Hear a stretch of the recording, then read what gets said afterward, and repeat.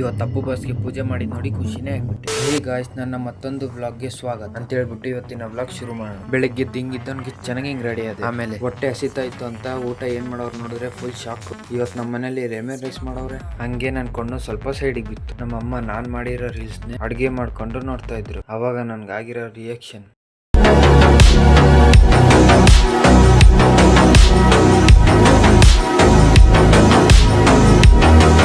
ಊಟ ಗೀಟ ಎಲ್ಲ ಮಾಡ್ಕೊಂಡು ಚೆನ್ನಾಗಿ ಕೆಲ್ಸ್ಕೊಂತಿದ್ರ. ಇಲ್ಲಿ ಡೆಕೋರೇಷನ್ ಬೆಂಕಿಯನ್ನಾಗಿ ಮಾಡಿದ್ರು. ನನ್ ಫಾಲೋ ಮಾಡೋ ಹುಲಿಗಳಿಗೆಲ್ಲ ಕನ್ನಡ ರಾಜ್ಯೋತ್ಸವದ ಶುಭಾಶಯಗಳು ಅಂತ ಹೇಳ್ತಾ ನನ್ ಕೆಲ್ಸಕ್ಕೆ ನಾನು ಮತ್ತೆ ಹೊಂಟೆ. ನಾನು ಹೋಗೋಷ್ಟಿಗೆ ಆಲ್ರೆಡಿ ನಮ್ ಚೋಟು ಅಂಗಡಿಗೆ ಇದ್ದ. ಅಂಗಡಿ ಓಪನ್ ಮಾಡಿ ಕಸ ಗಿಸ ಎಲ್ಲ ಹೊಡೆಯೋಷ್ಟಿಗೆ ಒಂದ್ ಗಾಡಿ ಸರ್ವಿಸಿಗೆ ಬಂದಿದ್ದೆ ತಡ ನಮ್ ಚೋಟು ಕೆಲಸ ಮಾಡಕ್ ನಿಂತ.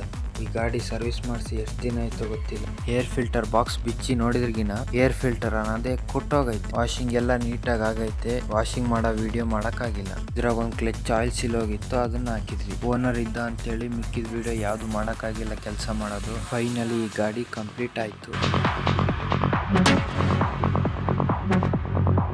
ಕೆಲಸ ಮಾಡ್ತಾ ಮಾಡ್ತಾ ಟೈಮ್ ನೋಡ್ತೀನಿ 3 ಗಂಟೆ ಆಗ್ಬಿಟ್ಟೈತೆ. ಗೊತ್ತಾಗಿಲ್ಲ ಯಾವಾಗ ಆಯ್ತಂತ. ಬನ್ನಿ ಗೈಸ್ ನೋಡೋಣ ಮನೇಲಿ ಏನು ಮಾಡೋರೆ. ಬಂದ್ಬಿಟ್ಟು ನೋಡ್ತೀನಿ ಬಿರಿಯಾನಿ ಮಾಡ್ಬಿಟ್ಟಾರೆ ನಮ್ಮ ಮನೇಲಿ.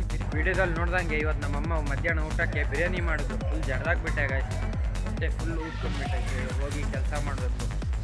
ನಾನು ಹೋಗ್ತಾ ಇರೋ ಬ್ರಿಡ್ಜ್ ಇವಾಗ ಯಾವ್ದಂತ ಕಮೆಂಟ್ ಮಾಡ್ರಿ ಗೊತ್ತಿದ್ರೆ, ಇಲ್ಲಾಂದ್ರೆ ಪರವಾಗಿಲ್ಲ. ಹಂಗೆ ಹೋಗೋವಾಗ ಬಾಸ್ ಫೋಟೋ ನೋಡಿದೆ. ಬಾಸ್ ಆಶೀರ್ವಾದ ನಮ್ಮ ಮೇಲೆ ಸದಾ ಇರಲಿ ಅಂತ ಕೈ ಮುಕ್ಕೊಂಡೆ.